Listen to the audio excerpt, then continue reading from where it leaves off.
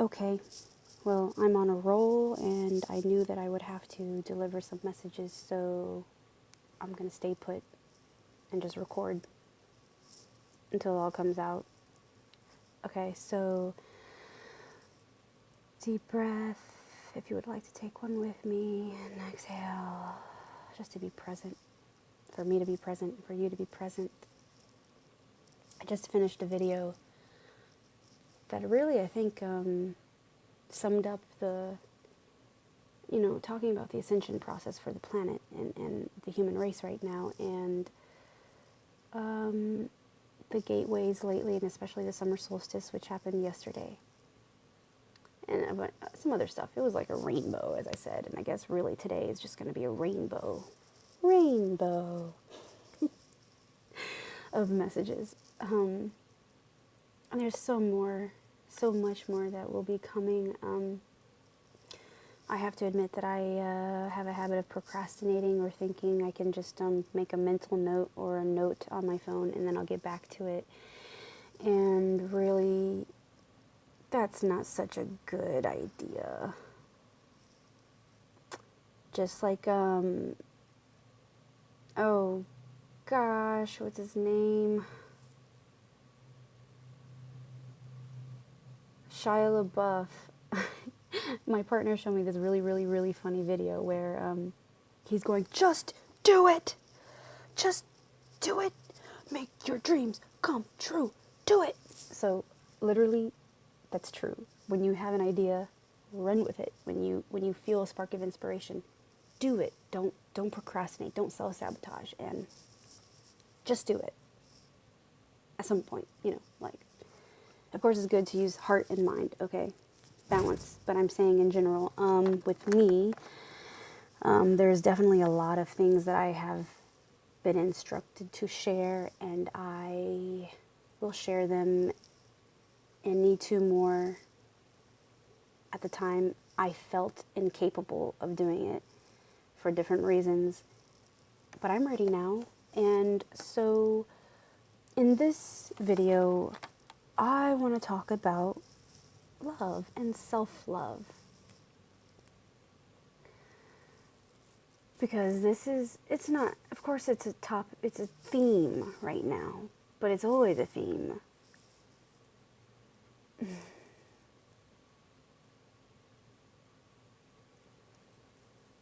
Love truly transforms everything. It transforms everything within you, and it transforms everything outside of you. For one, when you begin to focus on love and what love truly is, not just the emotion that we are programmed to believe and think is true, but to truly meditate and learn about love, and then begin to practice love in various forms in your life, with yourself and with others. Truly, there will be transformation within you. And then you will also start to see things within yourself and outside of yourself differently. Your perspective will change. You will have a deeper understanding of yourself, of situations, of people, and you will feel and, hold on a second, you will start to feel, understand, and practice compassion. Compassion on yourself and compassion with others, for others.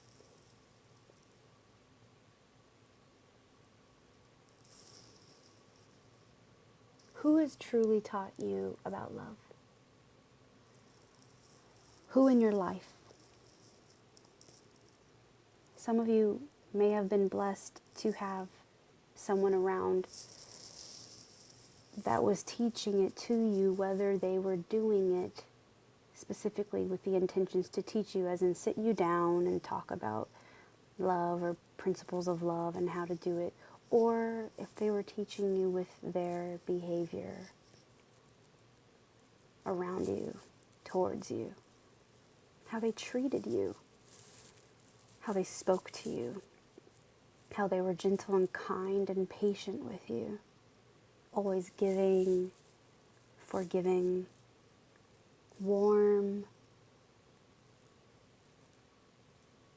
You know, many of you have been blessed to have a family member like this, so you're able to grow up and be raised in that environment of, or at least with that person, of love. You got a sense of love, even though maybe you didn't realize that's truly what love is.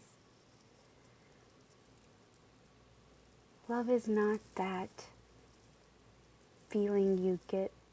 It's part of it, but it's not just that. Love is not that adrenaline rush when you meet someone and you're physically attracted to them. Love is not that adrenaline rush and feeling when you meet someone and you're extremely interested in them. And that there is an adrenaline rush, and it's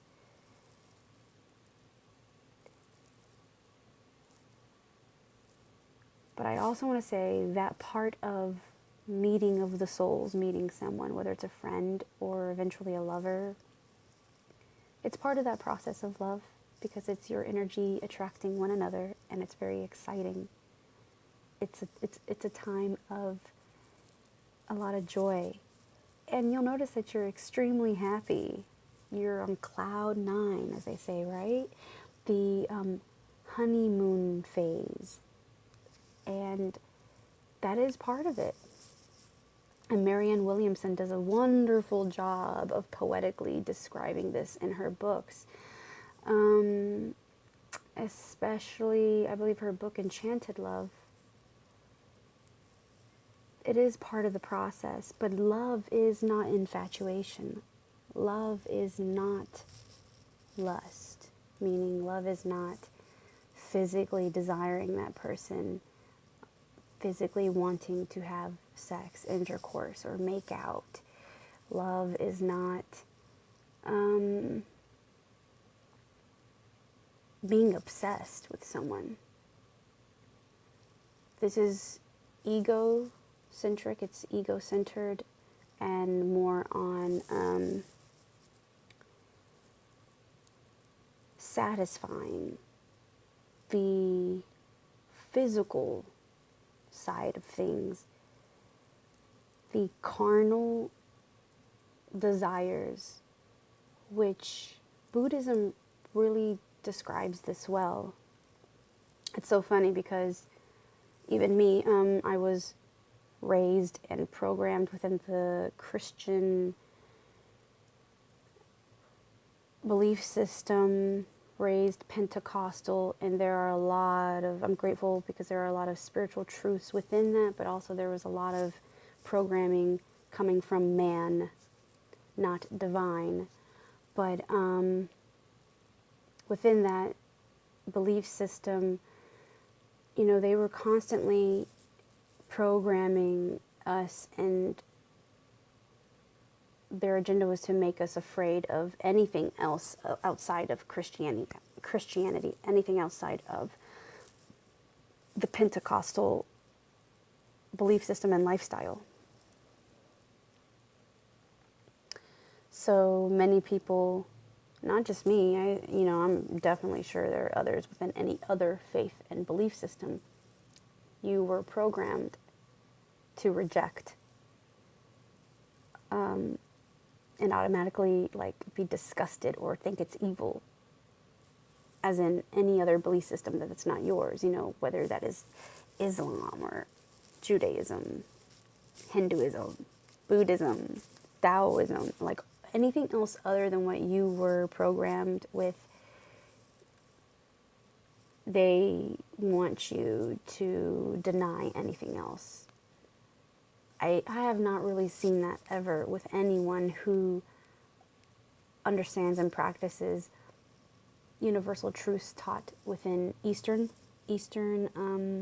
belief systems, philosophies. It's more so the you already know. I don't even need to go there, so let's not go there.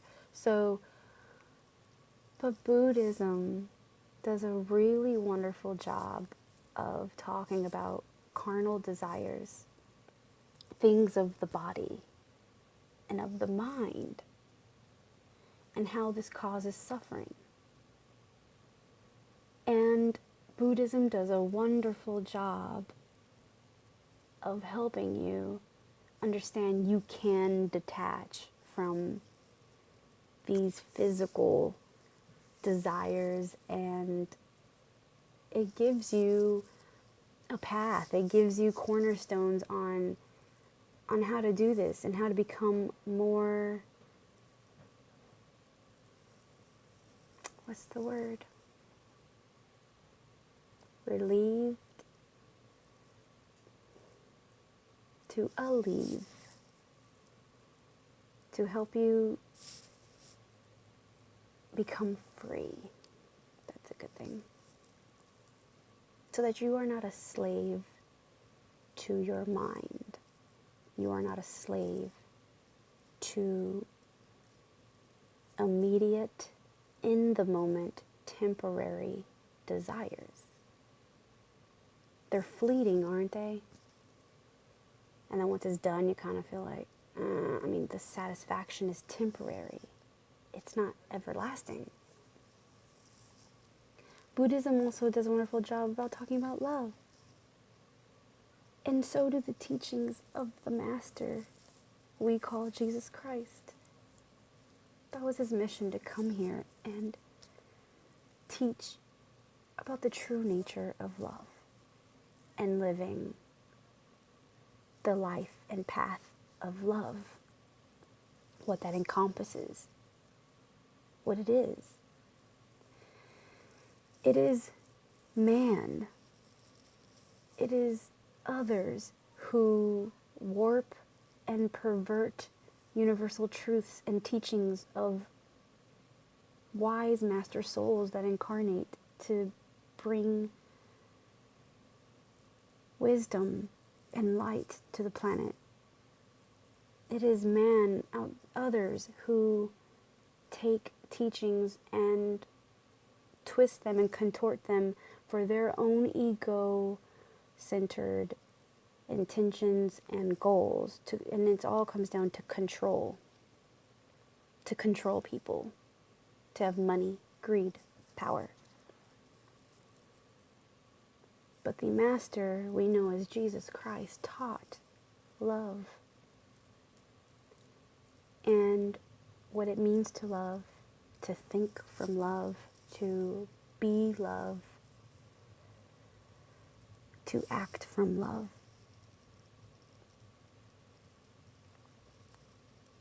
So that brings me back to the very beginning of the video when I said love truly transforms everything.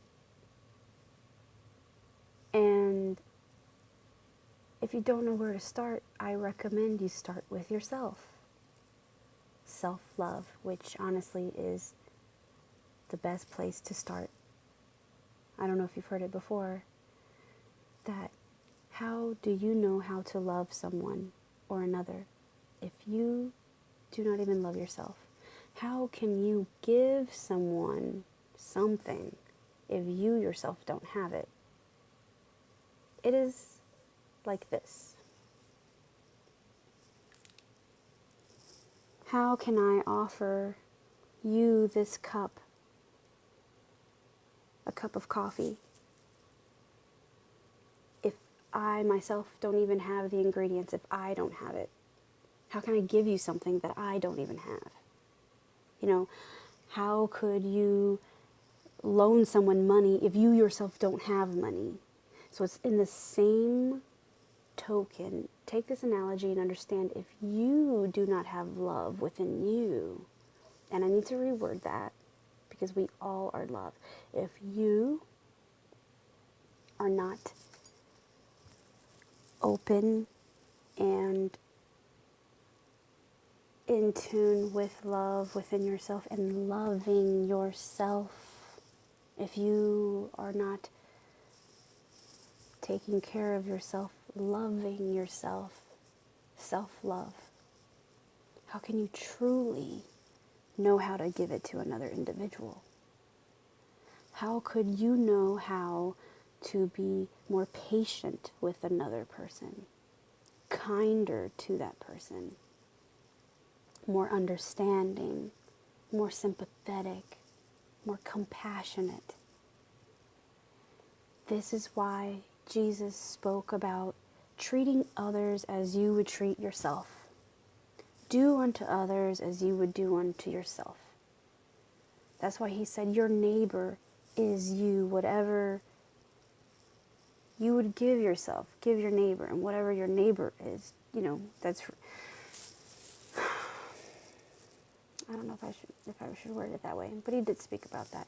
But you'll get the gist. If you are lying to another, you are lying to yourself.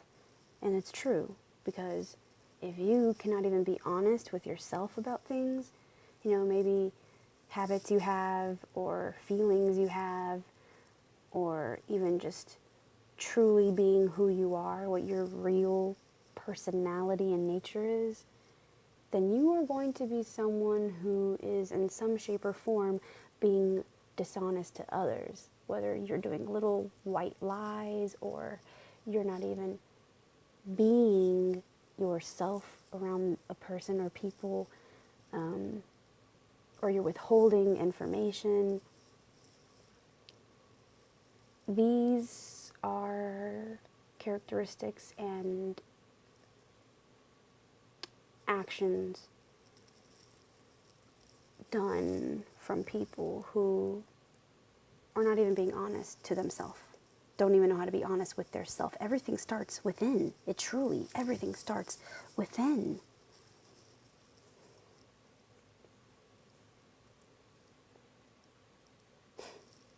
I spoke with one of my closest friends yesterday and put her on speakerphone because my partner was sitting right next to me, and she was saying, Trina, do you remember, oh my God, how you used to be when you were younger and in high school? Like, you are a completely different person now than then. Like, it's incredible to see where you are now and what you've become. And then she told my partner, she's like, you would not believe it. Like, she was always so angry.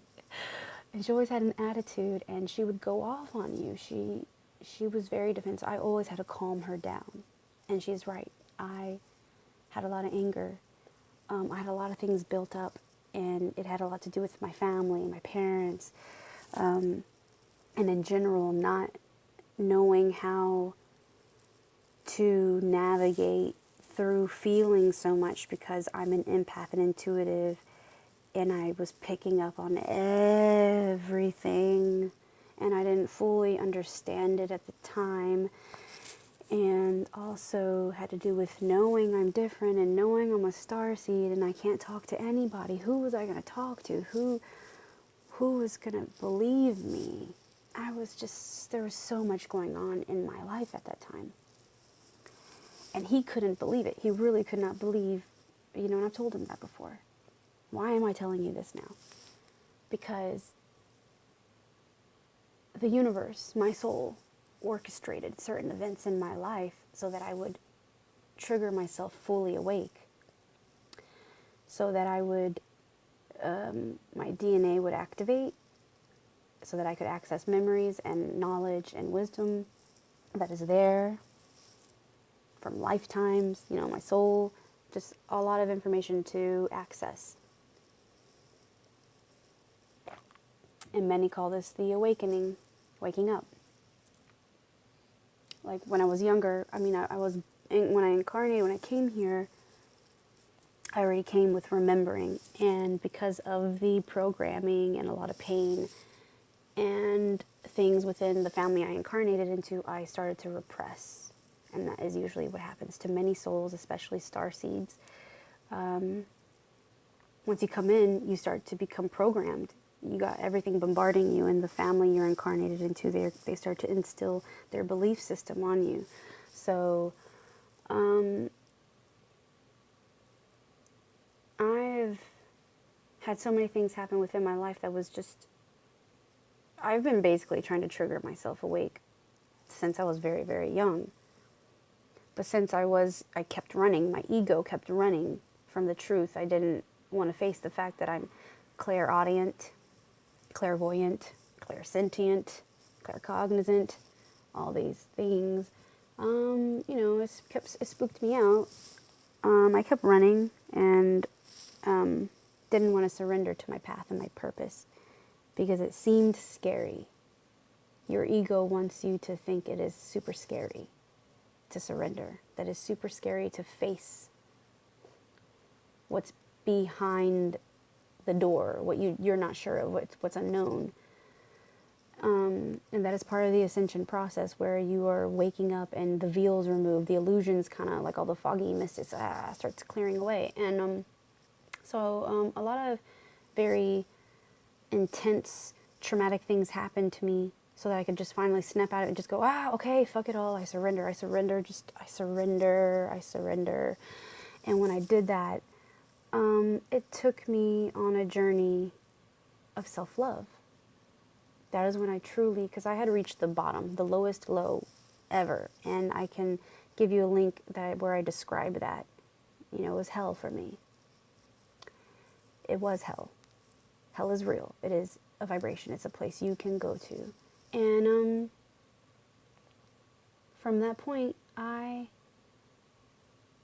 said, okay, it is time for me to heal and to know who I am, to remember everything, and also take care of myself, because I had neglected myself for years because of this painful event that was taking place in my life at the time. And so I began the journey of self-love, as in anything I didn't feel like doing, I didn't let anybody persuade me or convince me into doing it. If it didn't feel right to me, I wasn't going to do it. And I had to tell myself, you know what, Trina?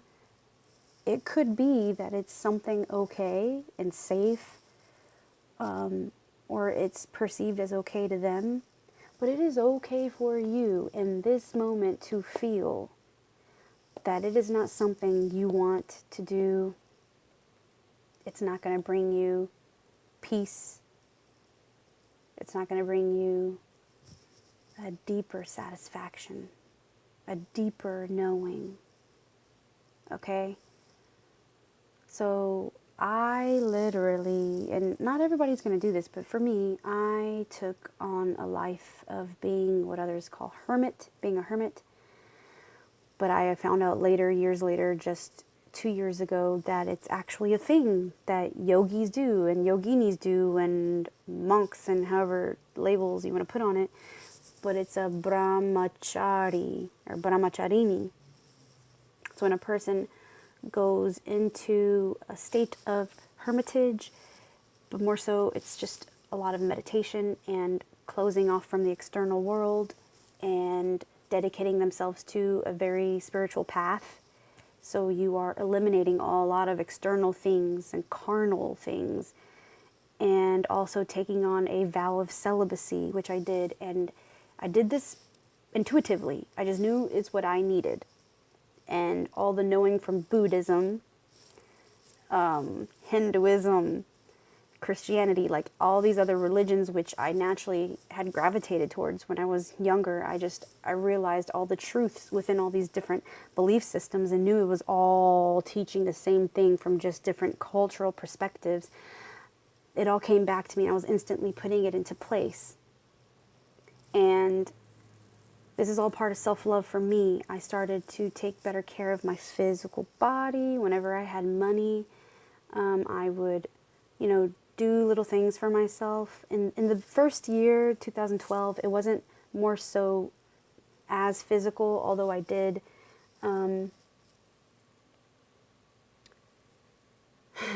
became vegetarian, and I didn't make the decision like, hey, I'm going to become vegetarian. Actually, I kept praying and asking the angels and God to help me to heal my body and direct me to what I needed to heal, because my body was very bad,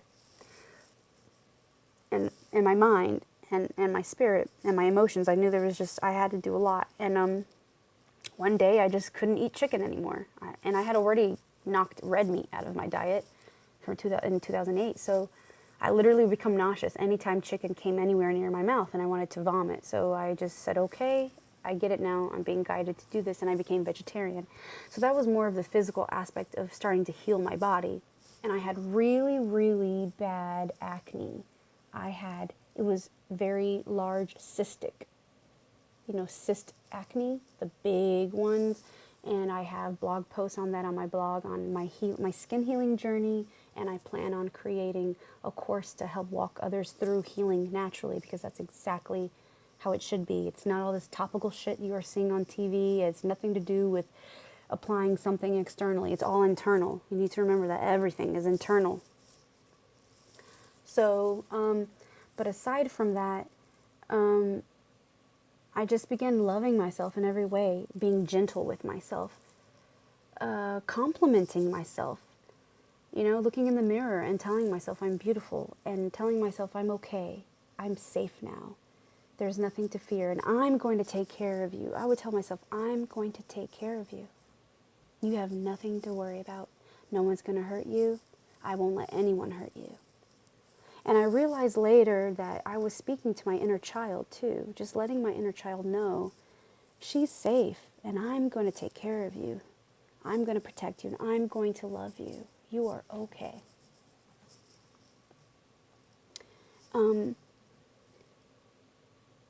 That's one aspect of self-love, talking to yourself. Another aspect of self-love is choosing to put better things into your body, your diet, your eating lifestyle, which I told you I changed to becoming a vegetarian. Other acts of self-love is being more patient with yourself when you're hurting, when you're feeling painful memories come up. When you are processing,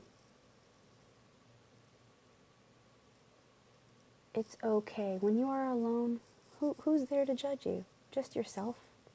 So why judge yourself? Why judge yourself for feeling an emotion? Why judge yourself for feeling sad? Why judge yourself for anything that comes up? You have to be kind to yourself. And you have to nurture and comfort yourself. There were many times that I laid in the bed and held myself and just laid there and rocked myself and told myself, it's okay, you can cry. Imagine how good that would feel if you had someone there to hold you and tell you everything is okay. It's okay, let it out, you can cry. You're allowed to cry, I'm not going to judge you. It's okay. And that person will rub your back, rub your hair, hug you, kiss you. It feels good, doesn't it? Well, guess what? You can do it to yourself too. You can comfort yourself. That is part of self-love. Allowing yourself to process, to feel, and to mourn, and to release. You want to release. You're going to feel things come up. You don't want to hold on to it. You don't want to harbor it inside.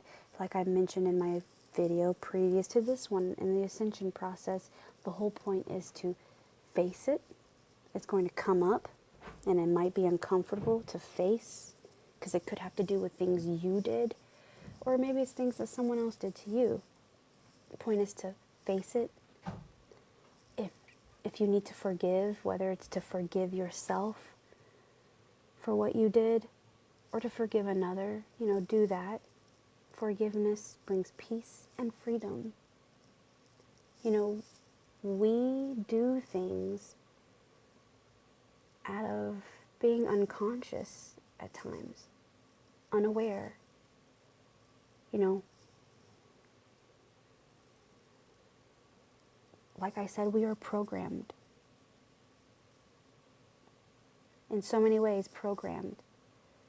So in the moment that you made certain decisions, that is with the knowledge you had at the time. Now, when you become aware and realize, when you start to grow and realize some things and, you know, how to be kinder, how to behave and make actions from a better place, how to conduct your life and treat others, then you have the awareness, right? Now you have the responsibility. If you have now become aware and you continue to make these decisions, these acts, choose to speak a certain way, choose to act a certain way, choose to, okay, you have that responsibility.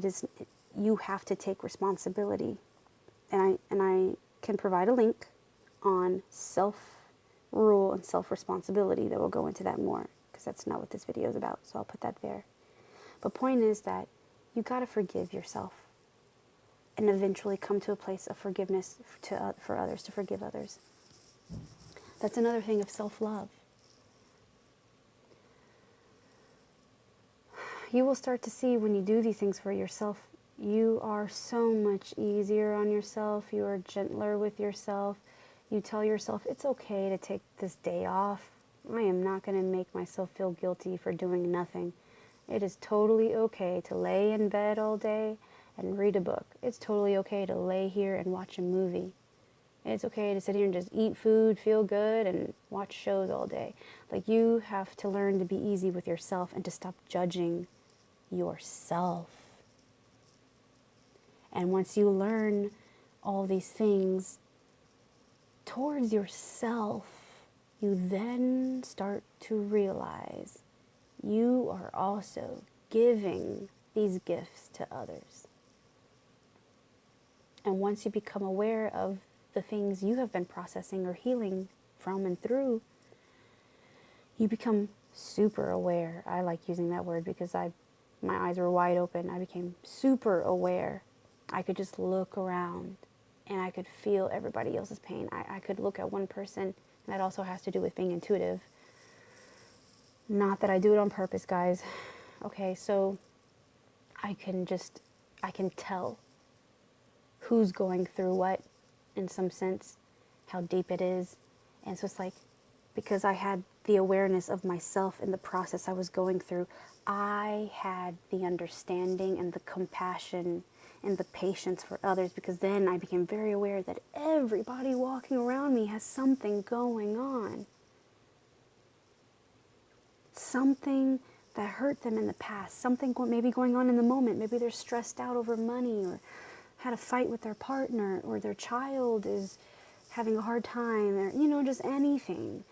And you just become more understanding and more patient and kinder and more compassionate, and you start to act from this place of kindness, and you do these little acts of kindness. And when you do this, you start to realize you can love others in a way that you couldn't before.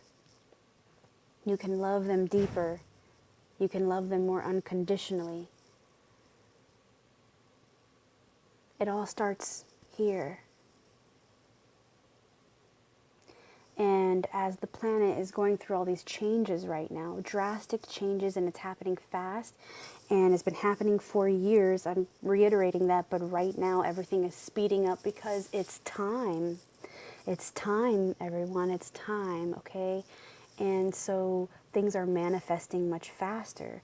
And for those who have been going through this process, like, manifestation is happening for us a lot faster. It's amazing. It's amazing to wake up to your true nature and your soul and your soul's calling, your mission, and what you need to do on the planet. And it's amazing to wake up to your true power and to stand in your power. and to realize you are creating and you can manifest. Oh, I just imagine like, golden light and like angels coming in. Oh, because like the, oh. We're all going to get there. It all starts with love. And it all ends with love. Everything is love. The truth is love. And that is what the Master taught us, what Jesus taught us.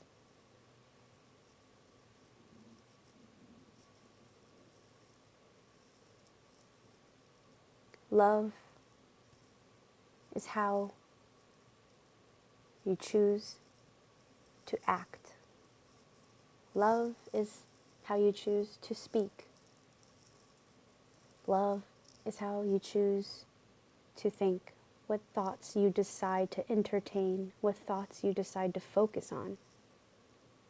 Oh, the mind can run and create all kinds of thoughts, just running 1,000,000 miles a minute.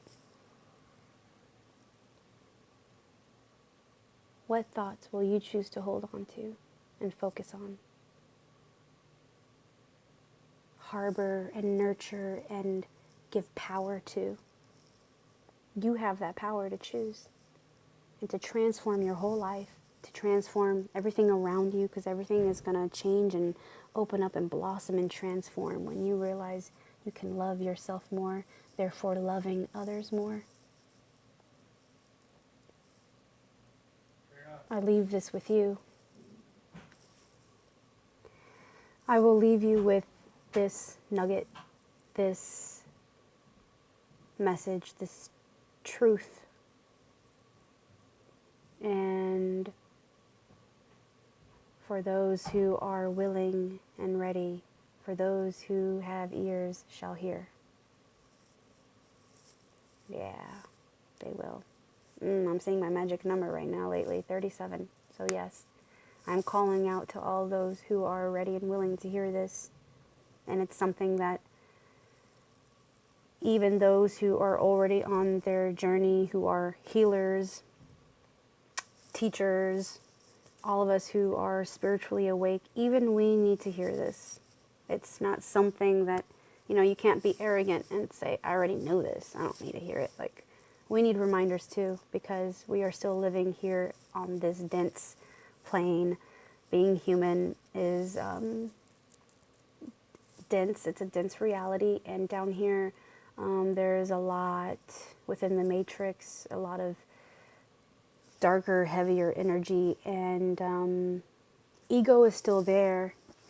It wants to operate and it wants to control. So even those who are spiritually awake, we have our moments too, and we need to be more humble and own that, knowing that it's not always highs. We go through lows too.